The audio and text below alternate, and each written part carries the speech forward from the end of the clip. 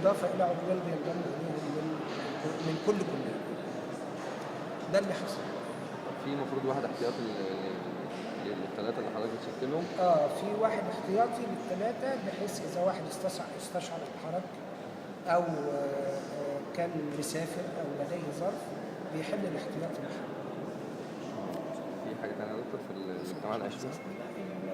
الاجتماع طبعا يعني عندنا مجلس جامعة يوم 21 إن شاء الله هيناقش مجموعة من الإشكاليات، مجموعة من المشاكل التي تتعلق بالجامعة، وهي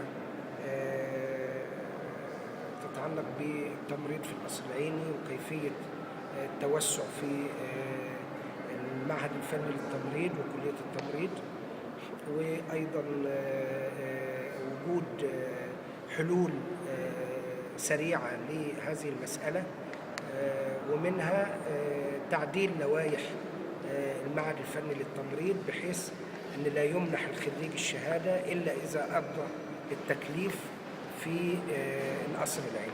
لأن النهاردة أنا بخرج كل سنة 250 واحد من المعهد، للأسف الشديد ما بيتكلفوا في القصر العيني، بيسيبوا القصر العيني وبيمشوا لأنه بيسافروا أو بيتعاقدوا مع مستشفيات خاصة.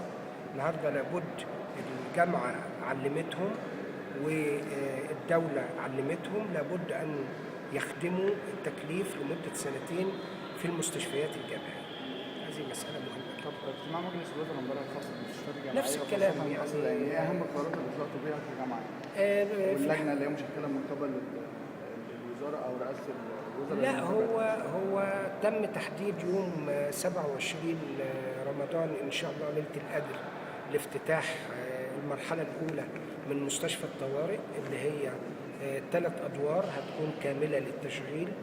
وفي الحقيقة رئيس الوزراء يعني ذلل كل الصعوبات، سواء في مسألة توفير المستلزمات الطبية لغرف العمليات من ناحية الإجراءات، يعني بسط الإجراءات ووجه إلى إنه يتم شرائها بالأمر المباشر بمعرفة الوزير، لأنه المبلغ يدخل في سلطة الوزير المختص،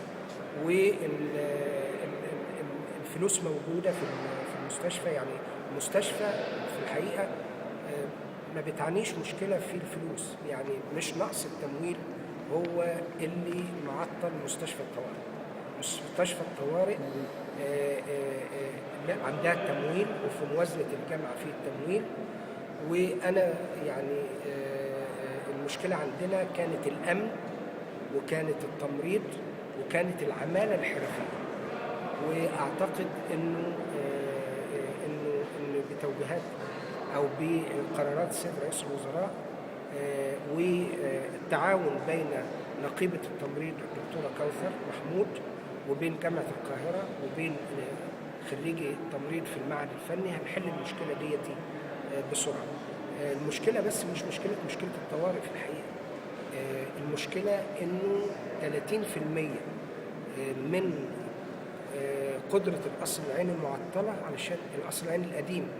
القصر العيني القديم في القصر العيني في حدود 16 مستشفى غير الطوارئ. في 30% من العناية المركزة و30% من الرعاية من الحضانات و30% من أغلب من الأسرة معطلة لأن مفيش تمريض ومفيش عمالة فنية.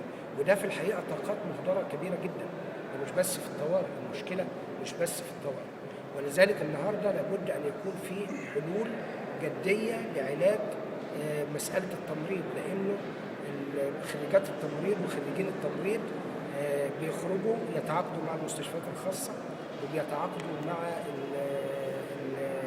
وبيسافروا بره. ولذلك احنا بنطالب في الحقيقة ان يكون في كادر خاص بالتمريض، وهنسعى ان احنا نفعل ذلك في جامعات او في مستشفيات جامعة القاهرة. النهارده كمان عندي مش بس كده، انا احيانا في القصر العيني ممرضة واحدة بيبقى عندها نبطشية على 40 سرير. يعني بيبقى ممرض أو ممرضة واحدة بيبقى عندها نبطشية على 40 سرير. هذه مسألة في الحقيقة لا يمكن أن تستمر، ولدينا حلول سوف تعالج المشكلة من جذورها.